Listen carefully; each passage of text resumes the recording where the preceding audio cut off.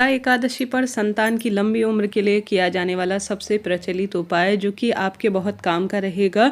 इस वीडियो में आप स्वयं देखेंगे, समझेंगे। बहुत सरल उपाय है जिसे आप कर लेते हैं तो निश्चित रूप से पुत्र प्राप्ति की कामना पूर्ण होती है। आप सभी को पहले बताते हुए चलो, 2025 में 10 तारीख को अर्थात 10 जनवरी के दिन पुत्रदा एकादशी का व्रत किया जाएगा।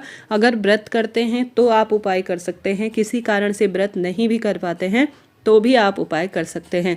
पति पत्नी साथ में इस उपाय को करते हैं तो बहुत ही बढ़िया है, नहीं तो पत्नी भी कर लेती है तो भी जो है पूर्ण रूप से संतान पुत्र प्राप्ति की इच्छा पूर्ण होगी। अब इस उपाय को करने के लिए बहुत सावधानी की आवश्यकता है, जो कि नए बच्चों को कम ही पता होती है, जिस कारण से बाद में कमेंट्स आते हैं दीदी हमने यह गलती कर दी, जिस कारण से अब हम कैसे करें। पुत्रदा एकादशी दो ही बार आती है साल भर में। एक तो यह पौष महीने में जो 10 तारीख को है, एक सावन महीने में आती है। तो सावन महीने आएगा आप सावन का महीना, तब भी आप कर सकते हैं। सबसे पहले उपाय करने के लिए आपको 2 बेलपत्र की आवश्यकता होगी, परंतु यहाँ पर ध्यान रखने बात योग्य यह है कि रविवार के दिन ही बेलपत्र तोड़ लीजिएगा। 2 बेलपत्र चाहिए। सोमवार के दिन नहीं तोड़ी जाती, एकादशी के दिन बेलपत्र नहीं तोड़ी जाती। पिछले साल यह वीडियो मैंने अपलोड किया था, तो फिर उसके बाद प्रश्न आते थे दीदी हमने गलती कर दी, हमने बेलपत्र तोड़ दिया और फिर शिवलिंग पर चढ़ा दिया, फिर मनोकामना कैसे पूर्ण होगी। देखिए सही विधि से करेंगे तो कामना निश्चित रूप से सिद्ध होगी। सच्चा भाव सच्चा मन भगवान को प्रिय है, तो थोड़ा सोच समझकर यह वीडियो को अपने पास सेव रख लीजिए। और जो व्यक्ति संतान प्राप्ति के लिए तत्पर है वह व्यक्ति भी इस उपाय को कर सकता है। अब बेलपत्र 2 की संख्या में लेनी है। पूजा की थाली सुंदर तैयार करेंगे तो निरंतर श्री शिवाय नमस्तुभ्यम मंत्र का आप जाप करेंगे। बेलपत्र किसी कारण से आप भूल गए हैं, तोड़ नहीं पाए हैं, तो शिव मंदिर में जाइए, बेलपत्र शिवलिंग पर चढ़ाई हुई होगी, उसे धोइए। धोने के बाद कटी फटी ना हो, इस बात का ध्यान रखते हुए साफ स्वच्छ बेलपत्र को आप अपनी पूजा की थाली में रख लीजिएगा, परंतु तोड़िएगा नहीं, इस बात का ध्यान रखें। अब दीपक कितने आवश्यकता पड़ेगी? 2 दीपक की भी यहाँ पर आवश्यकता पड़ेगी। दीपक आप मिट्टी के भी बना सकते हैं, आटे के भी ले सकते हैं। कहने का अर्थ है गोल बत्ती का ही इसमें प्रयोग होगा, तेल का यहाँ पर प्रयोग नहीं होगा, इस बात का ध्यान रखिए। घी का ही प्रयोग होगा। इस नियम को आप याद रखेंगे तभी आपका व्रत उपाय सफल होगा। तेल का प्रयोग महादेव की पूजा में नहीं होता है, वर्जित है। गोल बत्ती का ही प्रयोग होता है, इस बात का भी ध्यान रखें। और इस दीपक के अंदर आप चाहें तो आप जो है, जो आपकी इच्छा है, जैसे सोमवार के दिन आप जो है, जो आपका मन है इस दीपक के अंदर डाल सकते हैं, नहीं तो कुछ भी डालने की आवश्यकता नहीं है। साधारण आप 2 दीपक लेकर जाइएगा। अब थाली तैयार करेंगे तो आपका जो है मन पूर्ण रूप से एकाग्र होना चाहिए। पति पत्नी साथ में थाली इत्यादि तैयार करें, पूजा करने शिव मंदिर जाते हैं तो बहुत शुभ रहेगा। अब यह आपके प्रश्न आते हैं दीदी उपाय करने के लिए हम सुबह मंदिर जाएं या शाम को? तो जब भी आपको समय मिले तभी आप जा सकते हैं।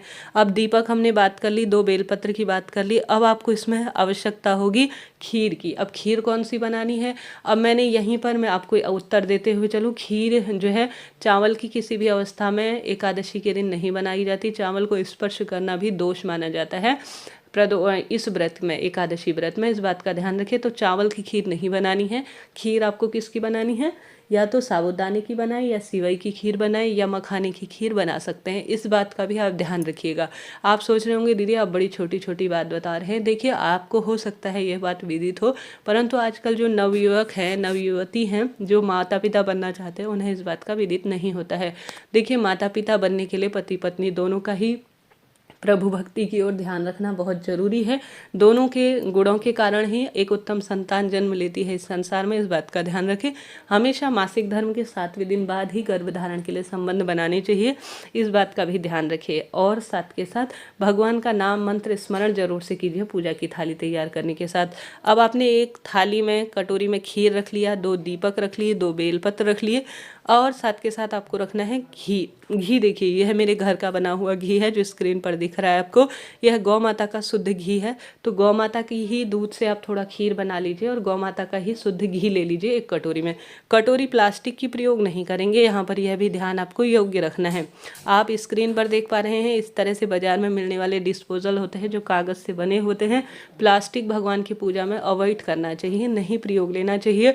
तो एक कटोरी में आप खीर रख लीजिए, एक कटोरी में आप गौ माता का घी रख लीजिए, ज़्यादा नहीं थोड़ा सा रख लीजिए। अब आपके प्रश्न आते हैं दीदी क्या हम सभी इसका बाद में क्या करें? देखिए यह उपाय घर पर नहीं किया जाएगा, इस बात को आप नोट करते हुए चलिएगा। अपने घर के मंदिर अपने घर के मटके से आप लोगों को 1 लोटा जल ले लेना है। अब इसके बाद शिव पूजा की जो सामग्री आपकी इच्छा है, आप कौन सी चीज़ लेना चाहते हैं, आप चाहें भस्म, आक, धतूरा और अधिक बेलपत्र ले सकते हैं और अधिक शिवलिंग पर चढ़ाने वाली वस्तु ले सकते हैं। परंतु पुत्र प्राप्ति के लिए जो उपाय किया जाता है उसमें घी 1 कटोरी में, 1 कटोरी में खीर की आवश्यकता, 2 बेलपत्र और 2 दीपक की पड़ेगी, 1 लोटा जल, बस यह पर्याप्त है। अब उपाय कैसे करना है, पति पत्नी साथ में मंदिर जाते हैं तो बढ़िया है, और इस दिन पीले रंग के ही कपड़ों का चयन करें, अच्छा होगा, शुभ माना जाएगा। और 1 चुटकी हल्दी नहाने के पानी में डालकर सूर्य भगवान को जल चढ़ाकर अपने घर पर विधि विधान से श्री नारायण की मूर्ति, प्रतिमा की पूजा इत्यादि करने के बाद, माँ तुलसी की पूजा करने के बाद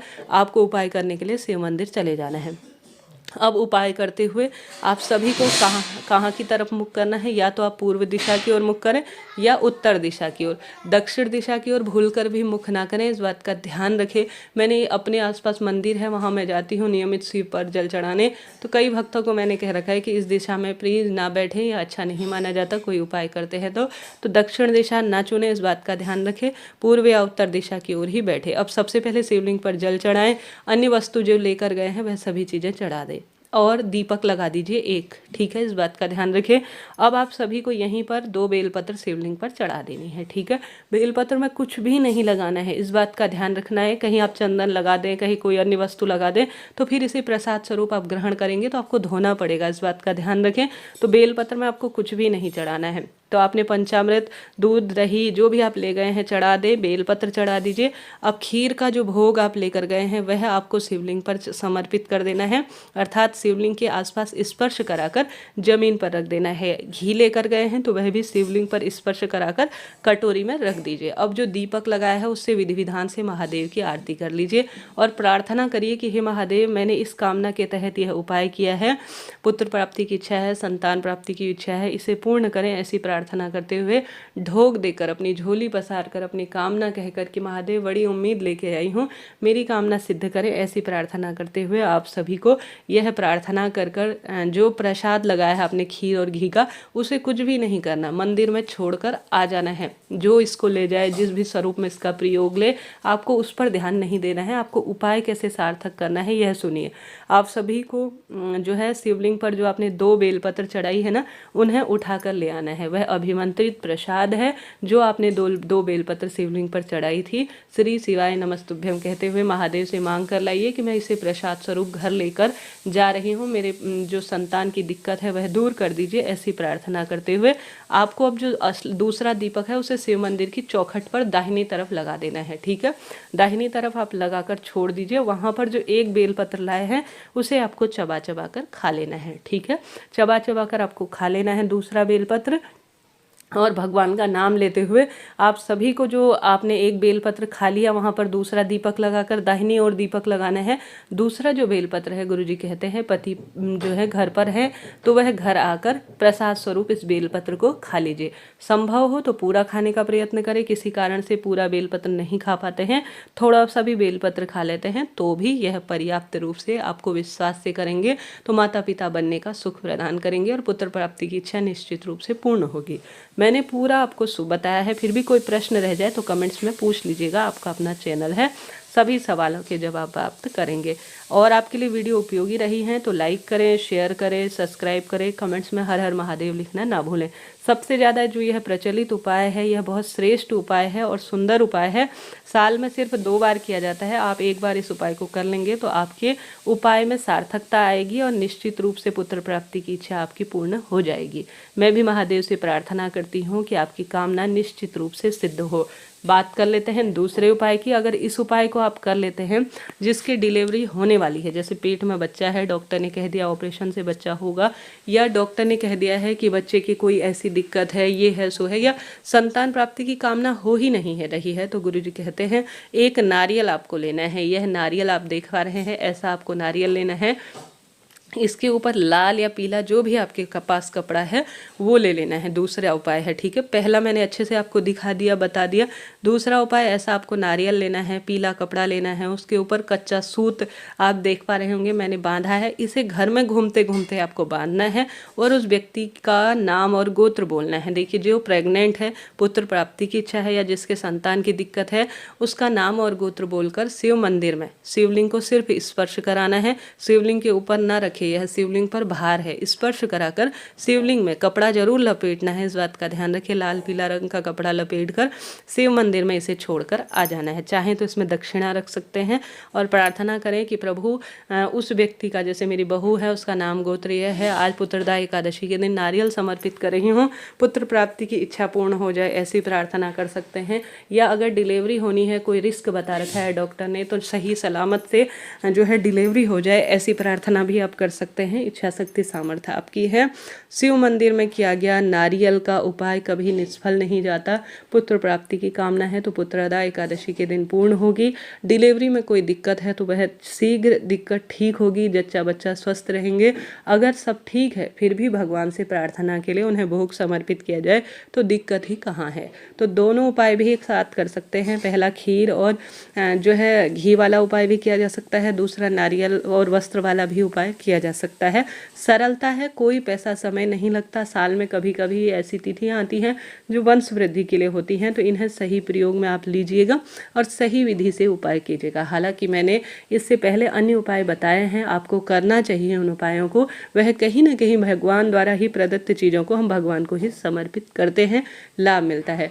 अब इसमें आप सुबह के समय उपाय कर रहे हैं, आपसे भूखा नहीं रहा जाता, तो दिन के समय आप व्रत को खोल लीजिए, नहीं तो इस व्रत में फलाहार कर लिया जाता है। तो आप अगर संतान प्राप्ति की इच्छा से इस व्रत को करना चाहते हैं तो व्रत करें और फलाहार लेकर चाय पानी पीकर दूसरे दिन द्वादशी के दिन आप गौ माता को रोटी खिलाकर, ब्राह्मण देवता को भोजन निकालकर, महादेव श्री नारायण की विधि विधान से पूजा, तुलसी की पूजा करने के बाद व्रत को खोल सकते हैं। तो इस तरह से आप सभी को यह जो है पुत्रदा एकादशी का व्रत करने का प्रयत्न करना है। नहीं भी कर सकते हैं तो भी इस तरह से कार्य करें। ओम नमो भगवते वासुदेवाय, श्री शिवाय नमस्तुभ्यम महामंत्र की एक माला का जाप करें। गौ माता को रोटी इत्यादि खिलाएं बड़े प्रेम पूर्वक, और किसी गरीब जरूरतमंद बच्चा या बच्ची की मदद करते हैं सर्दियों में तो भगवान आपकी सुनते हैं जरूर। लड्डू गोपाल की सेवा करें, संतान गोपाल मंत्र का पाठ करें। भगवान जी निश्चित रूप से लंबे समय से आप परेशान हैं, हार रहे हैं, बच्चे की दिक्कत है, कहीं ना कहीं आपको लगता है महादेव मुझे पूर्ण करें, तो इस दुर्लभ तिथि में श्री नारायण और महादेव की कृपा से पुत्र प्राप्ति की इच्छा निश्चित रूप से होगी। यह मैंने आपको 2 उपाय बताए और अन्य उपाय भी मैंने आपको समझाए, आप करने का प्रयत्न करें। अन्य उपाय वीडियो विधि भी आपको चैनल पर जरूर से निश्चित रूप से मिलेगी। तो चैनल से जुड़ने के लिए आप सभी को सब्सक्राइब कर लेना होगा। साथ ही कमेंट्स में राधे राधे भी लिखना चाहिए। ऐसी मान्यता है किसी श्रेष्ठ दिन में किया गया उपाय कभी निष्फल नहीं जाता, तो आप भी विश्वास करेंगे तो लाभ होगा।